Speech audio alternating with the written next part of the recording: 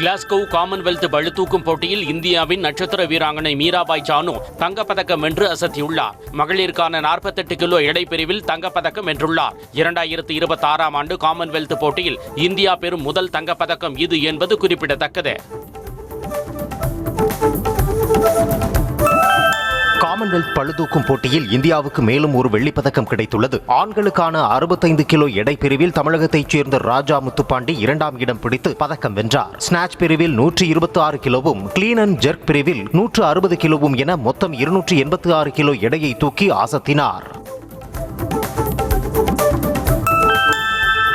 டெல்லியில் பேரணி சென்ற மாணவர்கள் மீது போலீசார் வன்முறையை கட்டவிழ்த்து விட்டதாக கூறி தொடரப்பட்ட மனுக்களை உச்சநீதிமன்றம் இன்று விசாரிக்கிறது. கடந்த 20ஆம் தேதி மத்திய கல்வி அமைச்சராக இருந்த பிரதானை பதவி விலக கோரி பேரணியாக சென்ற மாணவர்கள் மீது போலீசார் தடியடி தாக்குதல் நடத்தினர். கடும் கண்டனத்திற்கு ஆளான இந்த சம்பவம் குறித்து தலைமை நீதிபதி அமர்வு இன்று விசாரிக்கிறது.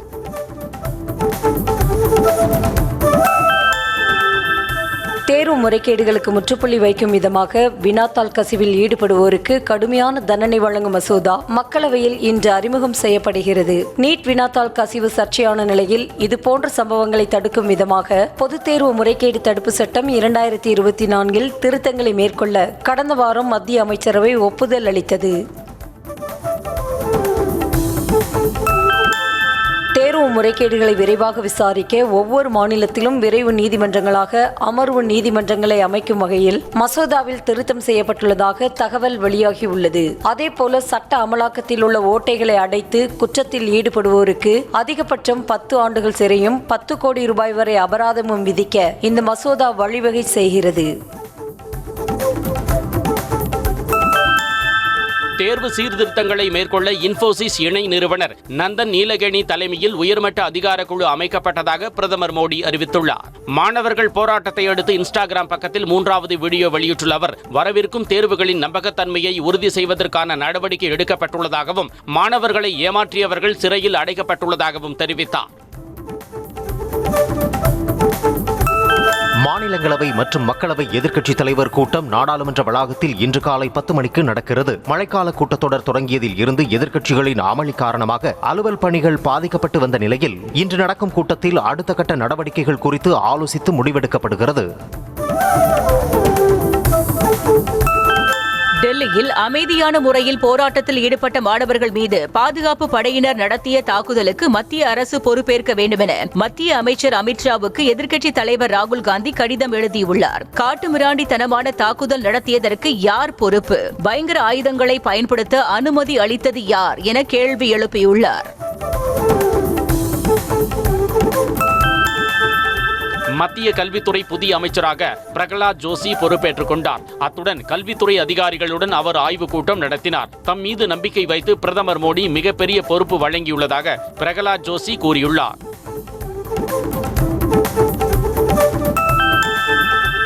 அடுத்ததாக பஞ்சாப் மாநிலத்தில் நடைபெற்ற வினாத்தாள் கசிவு விவகாரத்தை கையில் எடுக்கப் போவதாக கரப்பான்பூச்சி ஜனதா கட்சியின் நிறுவனர் அபிஜித் திப்கே தெரிவித்திருக்கிறார். டெல்லியில் பேட்டியளித்த அவர் தங்களது எதிர்கால வியூகத்தை விரைவில் அறிவிக்கப் போவதாக தெரிவித்தார். மேலும் போராட்டத்தில் ஈடுபட்ட மாணவர்கள் மீது வழக்கு பதிவு செய்யக்கூடாது என்பதில் உறுதியாக உள்ளதாக கூறினார்.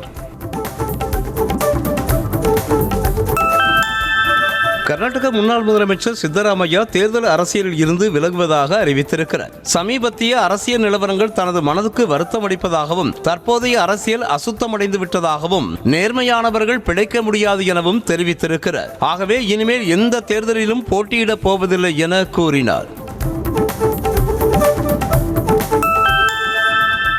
பாகிஸ்தானின் எந்த ஒரு தவறான நடவடிக்கைக்கும் கற்பனைக்கு எட்டாத வகையில் கடுமையான பதிலடி கொடுக்கப்படும் என மத்திய அமைச்சர் ராஜ்நாத் சிங் தெரிவித்திருக்கிறார். லடாக்கில் நடைபெற்ற 27வது கார்கில் வெற்றி தின நிகழ்ச்சியில் பேசிய அவர் பாகிஸ்தான் சட்டவிரோதமாக ஆக்கிரமித்திருக்கும் இந்திய பகுதியான பாகிஸ்தான் ஆக்கிரமிப்பு காஷ்மீர் குறித்த விவகாரத்தை தவிர அந்த நாட்டுடன் வேறு எந்த பேச்சுவார்த்தையும் இருக்காது என்றார். யுக்ரைனின் ஒடேசா துறைமுகத்தில் சரக்கு கப்பல் மீது நடத்தப்பட்ட தாக்குதலில் 2 இந்திய மாலுமிகள் மாயமாகினர். MV ஏஜியன் ராக்னர் என்ற சரக்கு கப்பல் துறைமுகத்தில் நின்றிருந்த நிலையில் தாக்குதல் நடத்தப்பட்டது. இந்த கப்பலில் இருந்த 4 இந்தியர்களில் 2 பேர் பாதுகாப்பாக இருப்பது உறுதி செய்யப்பட்டுள்ளது. அதே சமயம் மற்ற 2 பேரின் நிலை குறித்த விவரம் தெரியவில்லை.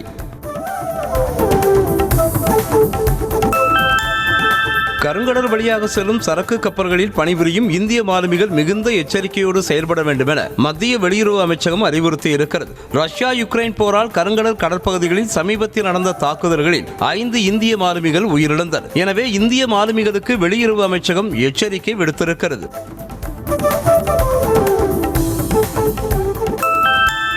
அசாமில் இரும்பு வார்ப்பு தொழிற்சாலையில் சிலிண்டர் வெடித்ததில் 4 தொழிலாளர்கள் உடல் சிதறி உயிரிழந்தனர். கச்சார் மாவட்டத்தில் உள்ள IRIT இரும்பு வார்ப்பு தொழிற்சாலையில் ஏற்பட்ட விபத்தில் படுகாயமடைந்த பலரும் மருத்துவமனையில் அனுமதிக்கப்பட்டுள்ளனர். உயிரிழந்தவர்களின் குடும்பத்தினருக்கு தலா 5 லட்சம் ரூபாய் நிதி உதவி வழங்கப்படும் என முதலமைச்சர் அறிவித்துள்ளார். கேரள மாநிலம் மலப்புரம் அருகே அதிவேகமாக சென்ற தனியார் பேருந்து ஓட்டுநரின் கட்டுப்பாட்டை இழந்து சாலை தடுப்பில் மோதி நொறுங்கிய பதற வைக்கும் CCTV காட்சிகள் வெளியாகியுள்ளன. இந்த விபத்தில் ஒருவர் உயிரிழந்த நிலையில் 3 பேர் ஆபத்தான நிலையில் மருத்துவமனையில் அனுமதிக்கப்பட்டனர். மேலும் 11 பேர் காயங்களுடன் சிகிச்சையில் உள்ளனர்.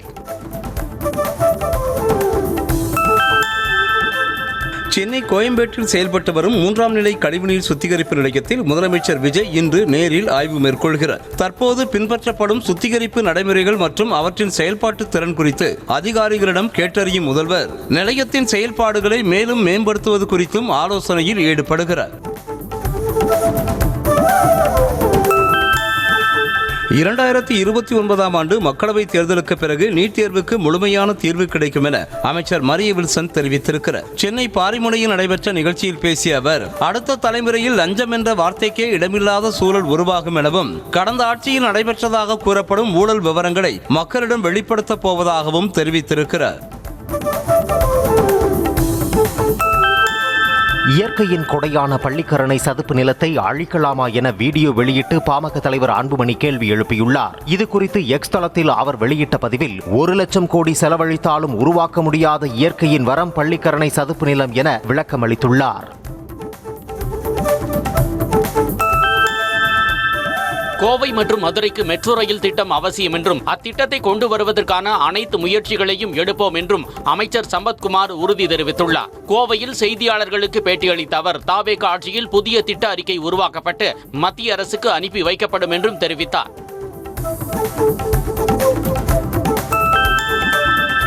மேகதாது அணை தொடர்பாக அனைத்து கட்சி மற்றும் விவசாயிகள் சங்க பிரதிநிதிகள் கூட்டத்தை கூட்ட வேண்டும் என தாவேக அரசுக்கு இந்திய கம்யூனிஸ்ட் கட்சி வேண்டுகோள் விடுத்திருக்கிறது. காவிரி நதிநீர் உரிமை தொடர்பாக கருத்தொற்றுமை உருவாக்க வேண்டிய இன்றியமையா தேவை எழுந்திருப்பதை அரசு கருத்தில் கொள்ள வேண்டும் என தெரிவித்திருக்கிறது. அதிமுகவிலிருந்து விலகி தாவேகவில் இணைந்த முன்னாள் எம்எல்ஏக்கள் 4 பேரும் வரும் 30ஆம் தேதி விசாரணைக்கு வருமாறு சபாநாயகர் JCT பிரபாகர் உத்தரவிட்டுள்ளார். இந்த விசாரணை அக்கட்சியின் பொதுச் செயலாளர் EPS முன்னிலையில் நடைபெறும் என்றும் அவருக்கும் குறுக்கு விசாரணை மேற்கொள்ளும் வகையில் அழைப்பு விடுக்கப்பட்டுள்ளதாகவும் கூறப்படுகிறது.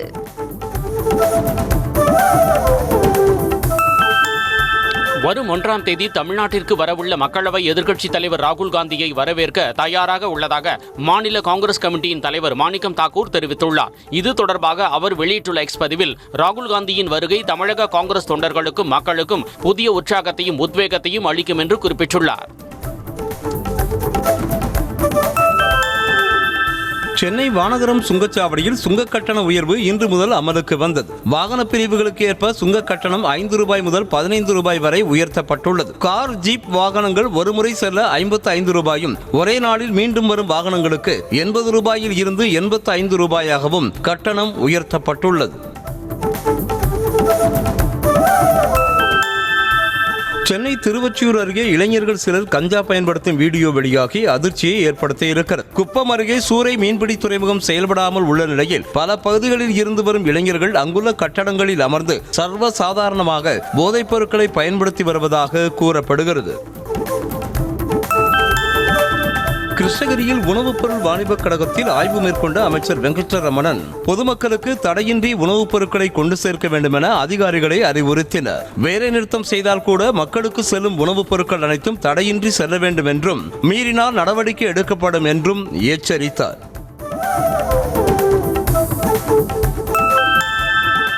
மனோன்மணியம் சுந்தரனார் பல்கலைக்கழக பட்டமளிப்பு விழாவில் தமிழ்தாய் வாழ்த்துக்கு 3ஆம் இடமா என தமிழக காங்கிரஸ் தலைவர் மாணிக்கம் தாக்கூர் கேள்வி எழுப்பியுள்ளார். தமிழ்நாட்டு மக்களின் உணர்வுகளோடு மீண்டும் மீண்டும் விளையாடுவதை அமித்ஷா நிறுத்திக் கொள்ள வேண்டும் என்றும் ஆளுநருக்கு பின்னால் இருந்து கொண்டு தமிழர்களை அமித்ஷா சீண்டக்கூடாது எனவும் விமர்சித்தார். சென்னை பத்திரிகையாளர் மன்றம் சார்பில் நடைபெற்ற கிரிக்கெட் போட்டியில் வெற்றி பெற்ற வீரர்களுக்கு அமைச்சர் ஆதவ் அர்ஜுனா கோப்பை வழங்கி பாராட்டினார். சென்னை பத்திரிகையாளர் மன்றத்தில் நடந்த நிகழ்ச்சியில் பேசிய அவர், இனிவரும் காலங்களில் பத்திரிகையாளர்களுக்குள் நடக்கும் போட்டியில் வெற்றி பெறுபவர்களுக்கு முதல்வர் கையால் பரிசு வழங்க நடவடிக்கை எடுக்கப்படும் என்றார். செங்கல்பட்டு மாவட்டம் மாமல்லபுரத்தில் அகில இந்திய காங்கிரஸ் கட்சி மற்றும் தமிழ்நாடு காங்கிரஸ் கமிட்டி சார்பில் இயக்க மறுசீரமைப்பு திட்டம் மாவட்ட காங்கிரஸ் கமிட்டி தலைவர்களுக்கான பயிற்சி முகாம் நடைபெற்றது. இந்த பயிற்சி முகாமில் அகில இந்திய காங்கிரஸ் பொதுச் செயலாளர் KC வேணுகோபால் கலந்து கொண்டு ஆலோசனைகள் வழங்கினார். தமிழகத்தில் தொடங்கும் நீட் எதிர்ப்பு போராட்டம் விரைவில் நாடு முழுவதும் விரிவடையும் என நீட் எதிர்ப்பு கூட்டமைப்பின் ஒருங்கிணைப்பாளர் மணிரத்தினம் தெரிவித்தார். சென்னை பத்திரிகையாளர் மன்றத்தில் செய்தியாளர்களை சந்தித்த அவர், ஒவ்வொரு மாநிலத்திற்கும் தனித்தனி கல்வி நடைமுறைகள் உள்ள நிலையில் ஒரே மாதிரியான நுழைவுத் தேர்வை திணிப்பது மாணவர்களுக்கு பாதிப்பை ஏற்படுத்துவதாக கூறினார். தன்னை திருடன் என கூறிய ஒன்றிய செயலாளர் மன்னிப்பு கேட்கும் வரை கூட்டத்தில் பங்கேற்க மாட்டேன் என கூறி வாணியம்பாடியில் நடைபெற்ற செயல் வீரர்கள் கூட்டத்தை முன்னாள் அமைச்சர் KC வீரமணி புறக்கணித்து வெளியேறினார். மாதனூர் ஒன்றிய செயலாளர் வெங்கடேசன் சமூக வலைதளத்தில் KC வீரமணியை திருடன் என குறிப்பிட்டு பதிவிட்டதாக கூறப்படுகிறது.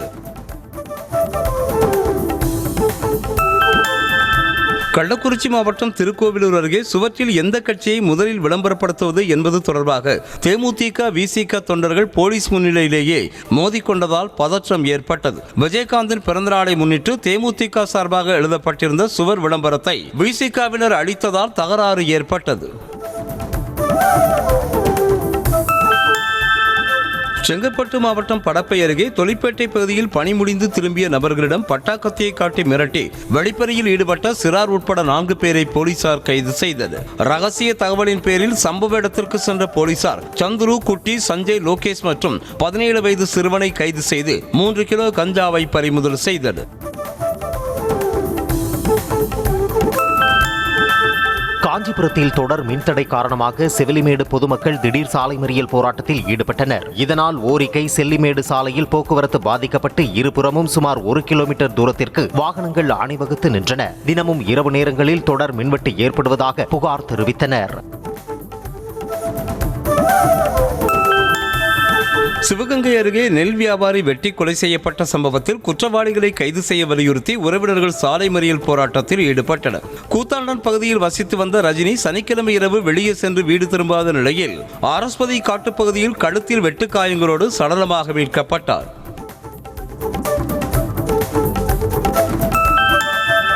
புதுக்கோட்டையில் தவறான சிகிச்சையால் பெண் இறந்ததாக கூறி தனியார் மருத்துவமனை முன்பு உறவினர்கள் காத்திருப்பு போராட்டத்தில் ஈடுபட்டனர். ஆலங்குடி அருகே உள்ள கொத்தமங்கலத்தைச் சேர்ந்த மோகன்தாஸ் மனைவி தனலட்சுமி பீவெல் மருத்துவமனையில் கருப்பை நீர்க்கட்டி பிரச்சினைக்கு அறுவை சிகிச்சை செய்து தொடர் சிகிச்சை பெற்று வந்த நிலையில் திடீரென இறந்தார்.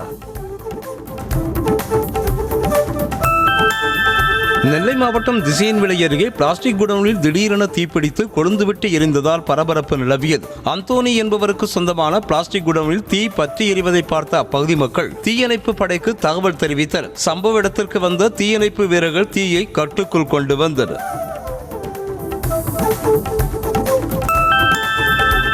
சேலம் மாவட்டம் காரிப்பட்டி அருகே லாரி மீது இருசக்கர வாகனம் மோதிய விபத்தில் சிறுவன் உட்பட 2 பரிதாபமாக உயிரிழந்தனர்.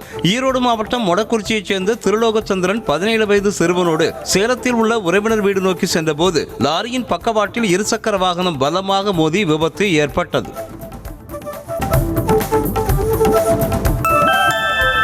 கன்னியாகுமரி மாவட்டம் குளச்சல் அருகே கார் மீது இருசக்கர வாகனம் மோதிய விபத்தில் இளைஞர் தூக்கி வீசப்படும் CCTV காட்சி வெளியாக இருக்கிறது. பணவிலை பகுதியைச் சேர்ந்த அஜீஸ்ராஜ் இருசக்கர வாகனத்தில் சென்று கொண்டிருந்த போது சாலையின் இடதுபுறம் நின்ற காரை ஓட்டுநர் திருப்ப முயன்ற போது இருசக்கர வாகனம் கார் மீது மோதி விபத்துக்குள்ளானது.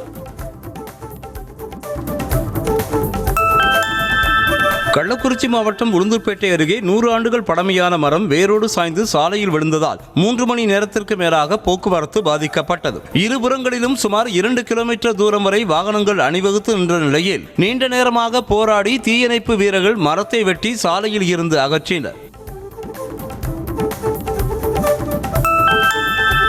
சென்னை தாம்பரம் அருகே கல்லூரி மாணவனிடம் இருந்து 2 கிலோ கஞ்சா மற்றும் வலி நிவாரணியாக பயன்படுத்தப்படும் 1000 மாத்திரைகளை பறிமுதல் செய்து போலீசார் விசாரணை நடத்தி வருகின்றனர். புலிக்குரடு மலைப்பகுதியில் இளைஞர் பையுடன் நீண்ட நேரமாக சுற்றித் திரிவதாக வந்த தகவலின் பேரில் உடனே சம்பவ இடத்திற்கு சென்று அவரை பிடித்து விசாரித்த போது போதைப் பொருள் வைத்திருந்தது கண்டுபிடிக்கப்பட்டது. கோவை மாவட்டம் ஆனைமலை முக்கோணம் அருகே விற்பனைக்காக கொண்டுவரப்பட்ட 2.5 கிலோ கஞ்சா மற்றும் 250 போதை மாத்திரைகளை பறிமுதல் செய்த போலீசார் 3 பேரை கைது செய்தனர். போலீசார் வாகன தணிக்கையில் ஈடுபட்டிருந்த போது அந்த வழியாக வந்த 2 பைக்குகள் திரும்பி செல்ல முயன்ற நிலையில் போலீசார் துரத்தி பிடித்தனர்.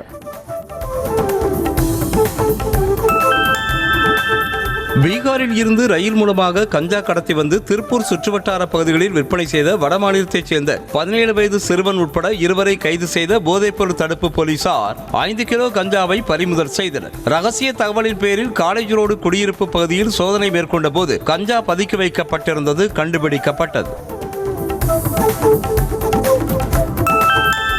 திருத்தணி அருகே சிறுமியை பாலியல் வன்கொடுமை செய்த இளைஞரையும் உடந்தையாக இருந்த சிறுமியின் தாயாரையும் போலீசார் போக்சோ சட்டத்தில் கைது செய்தனர். முருக்கம்பட்டு பகுதியைச் சேர்ந்த ராமச்சந்திரன் தூரத்து உறவினரான விதவையின் வீட்டுக்கு அடிக்கடி சென்று வந்த நிலையில் அவரது 14 வயது மகளை பாலியல் வன்கொடுமை செய்தார்.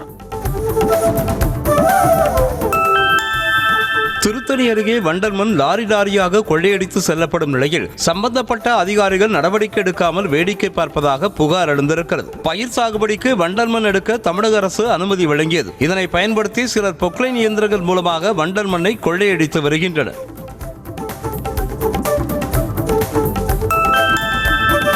தருமபுரி மாவட்டம் பாலக்கோடு அருகே ஏரிகளில் அரசு அதிகாரிகள் ஒத்துழைப்போடு கிராவல் மண் எடுத்து செல்லப்படுவதாக புகார் எழுந்திருக்கிறது. பேகாரஹள்ளி பகுதியில் அமைந்திருக்கும் தாமரை ஏரியில் பாமக பிரமுகர் ராஜா வண்டல் மண் எடுக்க வட்டாட்சியர் அலுவலகத்தில் பதிவு செய்து கிராவல் மண் அதிக அளவு வெட்டி எடுத்து செல்வதாக அப்பகுதியினர் புகார் தெரிவித்துள்ளனர். திண்டுக்கல் மாவட்டம் சிறுமலை பகுதியில் சேதமடைந்துள்ள சாலையை சீரமைத்து தர வேண்டும் என அப்பகுதி மக்கள் கோரிக்கை விடுத்துள்ளனர். சிறுமலை பகுதியில் பல மலை கிராமங்கள் உள்ளதோடு வெள்ளிமலை சிவன் கோவில் மற்றும் தோட்டக்கலைத்துறையின் பண்ணை அமைந்திருக்கிறது. இந்த நிலையில் சாலை சேதமடைந்திருப்பதால் சுற்றுலா பயணிகளின் வருகை குறைந்ததாக கூறப்படுகிறது. சென்னையில் நடைபெற்ற ஆணழகன் போட்டியில் பாடி பில்டர்களுக்கு இணையாக சிறுவர்கள் போட்டி போட்டுக்கொண்டு நாங்களும் பாடி பில்டர் தான் என உடல் கட்டமைப்பை வெளிப்படுத்தி அசத்தினர். அடையாறில் நடைபெற்ற ஆணழகன் போட்டியில் ஒவ்வொரு பிரிவுகளிலும் முதல் 5 இடம் பிடித்த பாடி பில்டர்களுக்கு கோப்பை, பதக்கம், சான்றிதழ் வழங்கி கௌரவிக்கப்பட்டது. புதுச்சேரி கூடப்பாக்கம் அரசு மேல்நிலைப் பள்ளியில் 2001 முதல் 2006 ஆண்டு வரை கல்வி பயின்ற முன்னாள் மாணவர்களின் சந்திப்பு நிகழ்ச்சி நடைபெற்றது. இதில் 100க்கும் மேற்பட்ட நபர்கள் கலந்து கொண்டு தங்களுக்கு கல்வி கற்பித்த ஆசிரியர்களுக்கு நன்றி தெரிவித்து பாராட்டு விழா நடத்தினர்.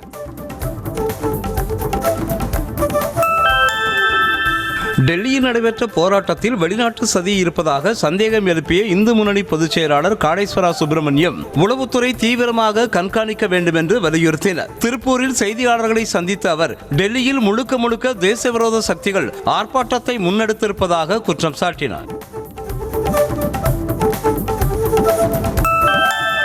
கோவை மாவட்டம் பொள்ளாச்சி அருகே கோமங்கலம் காவல் நிலையத்தில் 500 ரூபாய் லஞ்சம் பெற்ற சிறப்பு காவல் உதவி ஆய்வாளர் ஆயுதப்படைக்கு மாற்றம் செய்யப்பட்டுள்ளார். தன்னாசியப்பன் என்பவரிடம் SSI மோகனசுந்தரம் ஜிபே மூலம் பணம் வாங்கியதாக SP அலுவலகத்திற்கு புகார் வந்த நிலையில் நடவடிக்கை எடுக்கப்பட்டுள்ளது. திண்டிவனத்தில் மனநலம் பாதிக்கப்பட்ட மகன் தாக்கியதில் தந்தை உயிரிழந்தார். பெருமாள் கோவில் தெருவைச் சேர்ந்த ராஜசேகர் தனியார் பேருந்தில் டிக்கெட் பரிசோதகராக பணிபுரிந்து வந்த நிலையில் மது அருந்திவிட்டு வந்து அவரது மனநலம் பாதிக்கப்பட்ட மகனை தாக்கியுள்ளார். பதிலுக்கு மகன் திருப்பி தாக்கியதில் உயிரிழந்தார். ஸ்ரீவில்லிபுத்தூர் அருகே பணம் கொடுக்கல் வாங்கல் தகராறில் பெட்ரோல் பங்க் மீது பெட்ரோல் குண்டு வீசியவரை போலீசார் கைது செய்தனர். வத்திராயிருப்பு கூமாப்பட்டி சாலையில் பெட்ரோல் பங்க் நடத்தி வரும் மோகன் கடனை திருப்பித் தராத ஆத்திரத்தில் மேலப்பாளையத்தைச் சேர்ந்த வினோத் பெட்ரோல் பங்கில் குண்டு வீசினார். ராணிப்பேட்டை மாவட்டம் முத்துக்கடை பேருந்து நிலையம் அருகே மழைநீர் கால்வாய் பணிகளின் போது சேதமடைந்த கடைகளின் முன்பகுதிகளை சீரமைத்துக் கொடுக்கும்படி MLA தாகிரா அதிகாரிகளுக்கு உத்தரவிட்டார். நேரில் பார்வையிட்ட அவர் சாலை விரிவாக்க பணிகள் நடைபெறும் இடங்களில் முறையாக பாதுகாப்பு நடைமுறைகளை பின்பற்றவும் அதிகாரிகளுக்கு அறிவுறுத்தினார். தூத்துக்குடி மாவட்டம் திருச்செந்தூர் நகர் பகுதியில் உள்ள குடிநீர் குழாயில் உடைப்பு ஏற்பட்டு தண்ணீர் வீணாக சாக்கடையில் கலந்து செல்கிறது. நகராட்சி நிர்வாகம் உடனடியாக குழாயின் உடைப்பை சரி செய்து தங்கு தடையின்றி குடிநீர் வழங்க நடவடிக்கை எடுக்க வேண்டும் என அப்பகுதி மக்கள் கோரிக்கை விடுத்தனர். பன்ருட்டி காய்கறி மார்க்கெட்டில் சாக்கடை ஸ்லாப் திறந்து கிடப்பதால் துர்நாற்றம் வீசுவதோடு நோய் தொற்று பரவும் அபாயம் உள்ளதாக பொதுமக்கள் குற்றம் சாட்டுகின்றனர். ரத்தினம்பிள்ளை காய்கறி மார்க்கெட் பகுதியில் சாக்கடையில் ஏற்பட்ட அடைப்பை சரி செய்வதற்காக சிமெண்ட் ஸ்லாப் அகற்றப்பட்டது. ஆனால் பணி முடிந்து 20 நாட்களுக்கு மேலாகியும் மீண்டும் மூடப்படவில்லை. அனந்தபுரி எக்ஸ்பிரஸ் ரயிலில் சுமார் 3 கோடி ரூபாய் மதிப்புடைய வைர நகைகள் காணாமல் போன நிலையில் தண்டவாளத்தில் கைப்பற்றப்பட்ட பை குறித்து போலீசார் விசாரித்து வருகின்றனர். கொல்லத்தில் இருந்து சென்னை எழும்பூர் வந்த அனந்தபுரி எக்ஸ்பிரஸில் பயணித்த நகைக்கடை ஊழியர் தீபக்கிடமிருந்து சுமார் 3 கோடி ரூபாய் மதிப்புடைய வைர நகைகள் அடங்கிய பை மாயமானது. சென்னை புழல் அருகே ஏடிஎம்மில் நூதன முறையில் பணத்தை தேடி வந்த வடமாநில இளைஞர்கள் 2 போலீசார் கைது செய்தனர். திரிபுராவைச் சேர்ந்த 2 கண்ணும் கொள்ளையடித்தார் திரைப்படத்தில் வருவதைப் போல ஏடிஎம்மில் பணம் வரும் பகுதியில் ஸ்டிக்கரை ஒட்டி வைத்து வாடிக்கையாளர் சென்ற பிறகு பணத்தை திருடி வந்தது சிசிடிவி கேமரா மூலம் தெரிய வந்தது. புதுச்சேரியில் இருந்து விழுப்புரம் மாவட்டம் திண்டிவனம் வழியாக லாரியை மதுபோதையில் இயக்கிய நபரை பிடித்து போலீசார் விசாரணை மேற்கொண்டு வருகின்றனர். வாகனங்களை இடிப்பது போல் சென்றதால் போலீசார் சுமார் 1 கிலோமீட்டர் தூரம் துரத்திச் சென்று பிடித்தபோது தென்பசியார் கிராமத்தைச் சேர்ந்த மணிகண்டன் மதுபோதையில் லாரியை இயக்கியது தெரிய வந்தது. கோவை மாவட்டம் வால்பாறையில் குட்டிகளுடன் சாலையில் சிறுத்தை உலா வந்த வீடியோ வெளியாகி சுற்றுலா பயணிகளை அதிர்ச்சியடைய செய்துள்ளது. முடி செல்லும் சாலையில் சிறுத்தைகள் நடமாட்டம் அதிகம் உள்ளதால் மாலை நேரங்களில் குழந்தைகள் மற்றும் முதியோர்கள் வெளியே வர வேண்டாம் என வனத்துறையினர் எச்சரித்துள்ளனர். தெலங்கானாவில் மருத்துவமனையில் சிகிச்சை பெற்ற பஞ்சாயத்து தலைவி உயிரிழந்த நிலையில் உறவினர்கள் மருத்துவமனை வரவேற்பறையை அடித்து உடைத்து தீ வைத்ததால் பரபரப்பு ஏற்பட்டது. பஞ்சாயத்து பெண் தலைவர் வெங்கட்ரமணா உடல்நிலை மோசமடைந்து உயிரிழந்த நிலையில் உறவினர்கள் ஆத்திரத்தில் ரகளையில் ஈடுபட்டு மருத்துவமனை மீது தாக்குதலில் ஈடுபட்டனர்.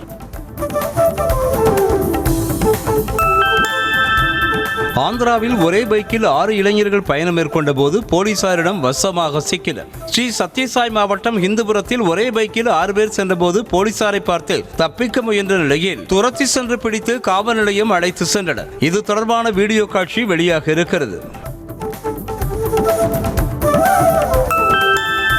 ஆந்திராவில் வேகமாக சென்ற கார் ஓட்டுநரின் கட்டுப்பாட்டை இழந்து சாலையோர பள்ளத்தில் கவிழ்ந்து தீப்பிடித்து எரிந்தது. கடப்பா மாவட்டம் கொத்தாடா அருகே உள்ள தேசிய நெடுஞ்சாலையில் சென்ற கார் விபத்துக்குள்ளாகி கவிழ்ந்தது. காரில் பயணம் செய்த 5 பேரும் காயங்களுடன் உயிர் தப்பினர்.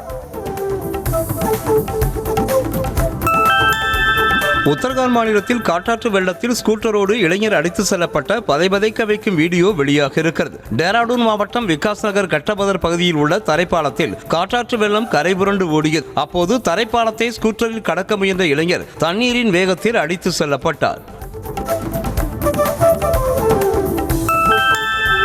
ராஜஸ்தானில் மின் கம்பங்களை ஏற்றி சென்ற டிராக்டர் கட்டுப்பாட்டை இழந்து பெட்டிக்கடைக்குள் புகுந்த வீடியோ வெளியாகி அதிர்ச்சியை ஏற்படுத்தியுள்ளது. ஜலவார் மாவட்டம் நயச்சலப் கிராமத்தில் ஓட்டுநரின் கட்டுப்பாட்டை இழந்த டிராக்டர் அப்பகுதியில் இருந்த பெட்டிக்கடைக்குள் புகுந்ததில் 2 சிறுமிகள் படுகாயமடைந்தனர். தங்களது கப்பல் மீதான தாக்குதலுக்கு தக்க பதிலடி கொடுக்கப்படும் என ஈரான் வெளியுறவு அமைச்சர் அப்பாஸ் அரக்சி எச்சரிக்கை விடுத்திருக்கிறார். ஈரானின் ராணுவ சரக்குகளை ஏற்றி சென்ற கப்பல்களை குறிவைத்து காஸ்பியன் கடலில் யுக்ரைன் தாக்குதல் நடத்தியது. இதில் ஒரு மாலுமி கொல்லப்பட்ட நிலையில் மற்றொரு மாலுமி படுகாயமடைந்தார். பாகிஸ்தானில் கடந்த 3 நாட்களாக பெட்ரோல் டீசல் விலை கணிசமாக உயர்ந்து வருவதன் காரணமாக பருப்பு, காய்கறிகள் உள்ளிட்ட அத்தியாவசிய பொருட்களின் விலையும் உயர்ந்துள்ளது. தக்காளி 1 கிலோ 500 ரூபாய்க்கும், வெங்காயம் 1 கிலோ 120 ரூபாய்க்கும் விற்பனையாகிறது. அதேபோன்று 1 லிட்டர் பால் பாக்கெட் 260 ரூபாய்க்கும், 1 கிலோ தயிர் பாக்கெட் 280 ரூபாய்க்கும் விற்கப்படுகிறது.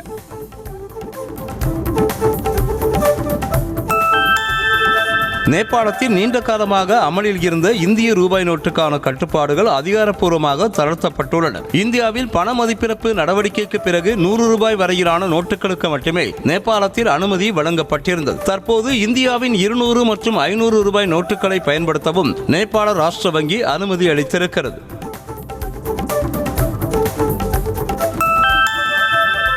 தென் சீனாவில் நவுல் புயல் கரையை கடந்ததை தொடர்ந்து பெய்த கனமழையால் ஏற்பட்ட வெள்ளத்தில் சிக்கி 10 பேர் உயிரிழந்தனர். குவாண்டாங் மாகாணம் ஊய்சோ நகரில் புயல் கரையை கடந்தபோது பலத்த காற்று வீசியதோடு கனமழையும் பெய்தது. கான்சு பகுதியில் பெய்த மழையால் ஏற்பட்ட திடீர் வெள்ளத்தில் 10 பேர் உயிரிழந்ததாக அரசு செய்தி நிறுவனம் தெரிவித்திருக்கிறது.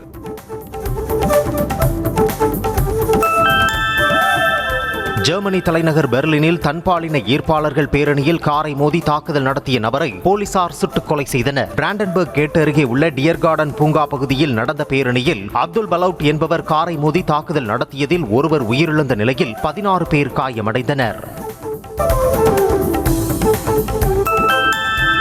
அமெரிக்காவின் நியூ ஜெர்சி மாகாணத்தில் போதைக்காளான் கடந்த சாக்லேட்டை சாப்பிட்ட 13 குழந்தைகள் ஜாம்பி மனநிலைக்கு மாறிய அதிர்ச்சியூட்டும் சம்பவம் அரங்கேறி இருக்கிறது. ஈஸ்ட் ஆரஞ்ச் பகுதியில் உள்ள YMCA டே கேம்ப் என்ற கோடைக்கால முகாமில் ஒரு சிறுமி சாதாரண சாக்லேட் என்று நினைத்து போதைக்காளான் கடந்த சாக்லேட்டை மற்ற குழந்தைகளுக்கு கொடுத்திருக்கிறார். ரஷ்யாவில் பனிப்புயலில் சிக்கி போஸ்னியா நாட்டைச் சேர்ந்த மலையேற்ற வீரர்கள் 5 பேர் உயிரிழந்தனர். ஜார்ஜியா எல்லையில் உள்ள எல்பிரஸ் மலையில் போஸ்னியா நாட்டைச் சேர்ந்த 7 மலையேற்ற வீரர்கள் ஏறினர். 5350 அடி உயரத்தில் ஏறிக்கொண்டிருந்த போது திடீரென பனிப்புயல் வீசியதில் அவர்கள் சிக்கிக் கொண்டனர். ஜிம்பாப்வே அணிக்கு எதிரான 3வது T20 போட்டியிலும் வெற்றி பெற்ற இந்திய அணி தொடரை முழுமையாக கைப்பற்றி அசத்தியது. டாஸ் வென்று முதலில் பேட்டிங் விளையாடிய இந்திய அணி 20 ஓவர்கள் முடிவில் 5 விக்கெட்டுகள் இழப்பிற்கு 192 ரன்களை அடித்தது. 193 ரன்கள் என்ற இலக்கோடு களமிறங்கிய ஜிம்பாப்வே அணி 20 ஓவர்கள் முடிவில் 7 விக்கெட்டுகள் இழப்பிற்கு 157 ரன்களை மட்டுமே எடுத்தது.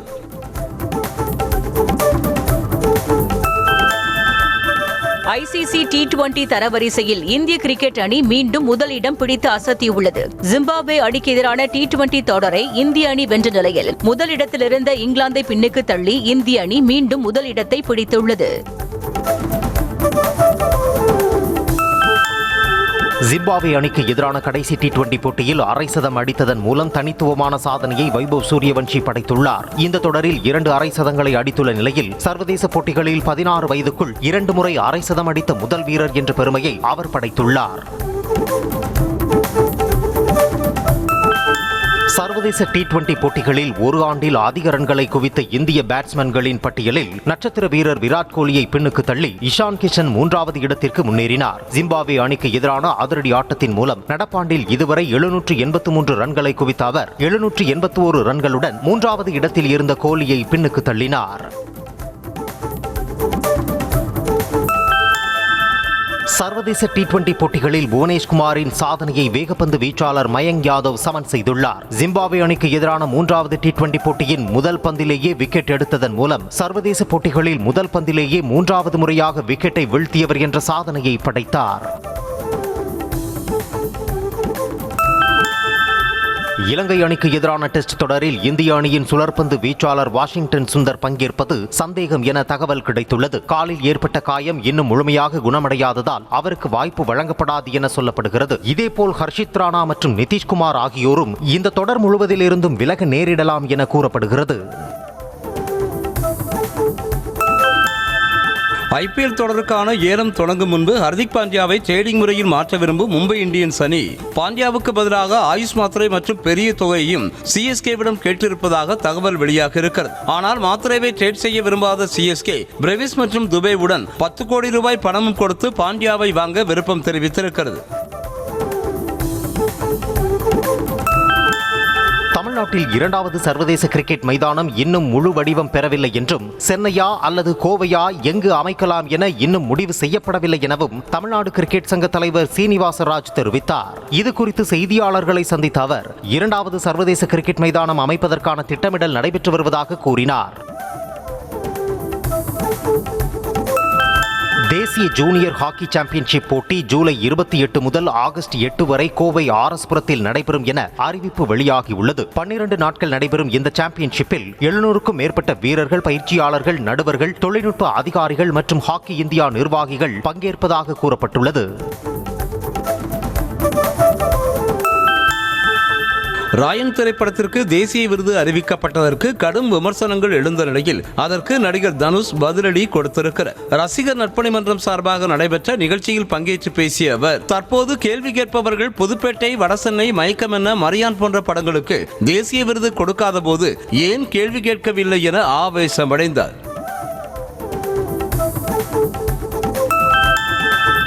தனுஷ் பிறந்தநாளை முன்னிட்டு ஓம் திரைப்படத்தின் முதல் பாடல் நாளை வெளியாகும் என படக்குழு அறிவித்திருக்கிறது. அமரன் திரைப்படத்தின் பிளாக் பஸ்டர் வெற்றிக்கு பிறகு தனுஷை வைத்து ஓம் என்ற திரைப்படத்தை ராஜ்குமார் பெரியசாமி இயக்கி வருகிறார். இந்த படத்தில் தனுஷுக்கு ஜோடியாக சாய் பல்லவி மற்றும் ஸ்ரீலீலா நடித்து வருகின்றனர்.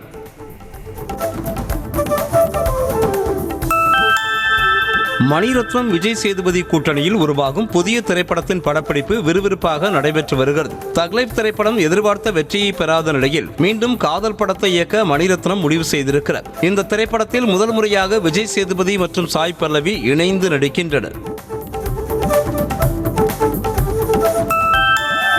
அருண் மாதேஸ்வரன் இயக்கத்தில் லோகேஷ் கனகராஜ், வாமிகா கப்பி, சஞ்சனா நடிப்பில் உருவாகியிருக்கும் DC திரைப்படத்தின் ஆடியோ பாடல்கள் இணையத்தில் வெளியாகியுள்ளன. அனிருத்தின் துள்ளலான இசை ரசிகர்கள் மத்தியில் பேசப்பட்டு வருகிறது. யூடியூப், ஸ்பாட்டிஃபை, ஆப்பிள் மியூசிக் உள்ளிட்ட தளங்களில் பாடல்கள் கிடைக்கிறது. திரைப்படம் வரும் ஆகஸ்ட் 7ஆம் தேதி திரையரங்குகளில் வெளியாகிறது. வதந்தி தொடரின் 2ஆம் பாகத்தில் சசிகுமார் லீட் ரோலில் நடிப்பதாக அறிவித்த தயாரிப்பு நிறுவனம் ஃபர்ஸ்ட் லுக் போஸ்டரை இன்று மாலை 4 மணிக்கு வெளியிடுகிறது. கடந்த 2022ஆம் ஆண்டில் ஆண்ட்ரூ லூயிஸ் இயக்கத்தில் S.J. சூர்யா, லைலா, சஞ்சனா, நாசர் ஆகியோர் நடிப்பில் வெளியான முதல் பாகம் நல்ல வரவேற்பை பெற்றது.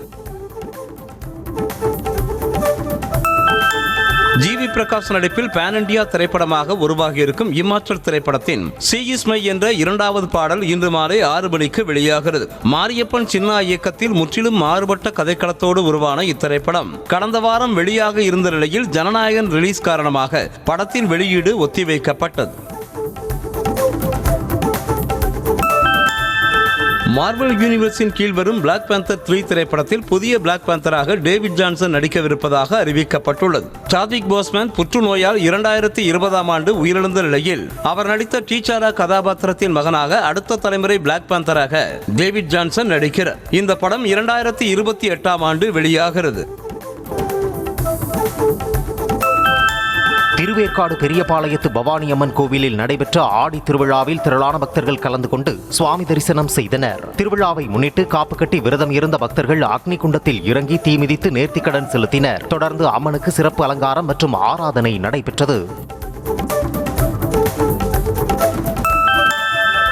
திண்டிவனம் அருகே ஒலக்கூர் முத்தாலம்மன் கோவில் தேர் திருவிழாவின் இறுதி நாளான நேற்று தங்க கவசத்தில் எழுந்தருளிய அம்மனை திரளான பக்தர்கள் தரிசனம் செய்தனர். தொடர்ந்து முத்தாலம்மனுக்கு மகா தீபாராதனை, சோடச உபச்சாரம், பஞ்சமுக தீபாராதனை காட்டி கற்பூர ஆரத்தி காண்பிக்கப்பட்டது. இரவு அம்மன் வீதி உலா நடைபெற்றது.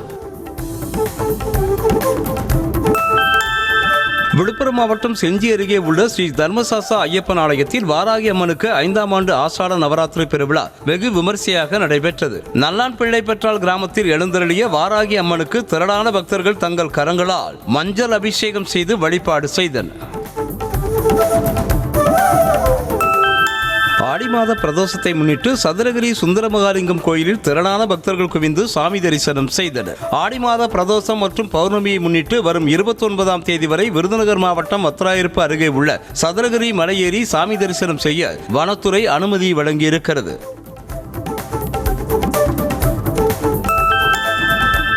சிவகங்கை மாவட்டம் மானாமதுரையில் அமைந்துள்ள ஆனந்தவல்லி அம்மன் கோயிலில் ஆடித்தபசு தேரோட்டம் மிக சிறப்பாக நடைபெற்றது. நிகழ்ச்சியை முன்னிட்டு ஆனந்தவல்லி அம்மன் சர்வ அலங்காரங்களோடு தேரில் எழுந்தருளினார். அதனைத் தொடர்ந்து அங்கு கூடியிருந்த ஏராளமான பக்தர்கள் பக்தி கோஷங்களோடு தேரை வடம் பிடித்து இழுத்து வழிபட்டனர்.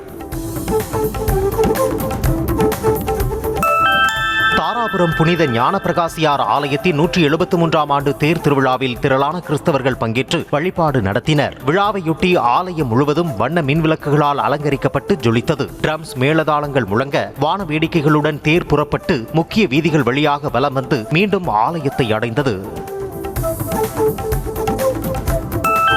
காரைக்கால் புனித சந்தனமாதா ஆலயத்தில் நடைபெற்ற அலங்கார தேர்ப்பவனியில் திரளான கிறிஸ்தவர்கள் பங்கேற்று சிறப்பு வழிபாடு நடத்தினர். பங்குத்தந்தை பால்ராஜ்குமார் தேர்ப்பவனியை தொடங்கி வைக்க மின் விளக்குகள் மற்றும் மலர்களால் அலங்கரிக்கப்பட்ட தேரில் அன்னை புனித சந்தனமாதா எழுந்தருளி முக்கிய வீதிகள் வழியாக ஊர்வலமாக வந்தார்.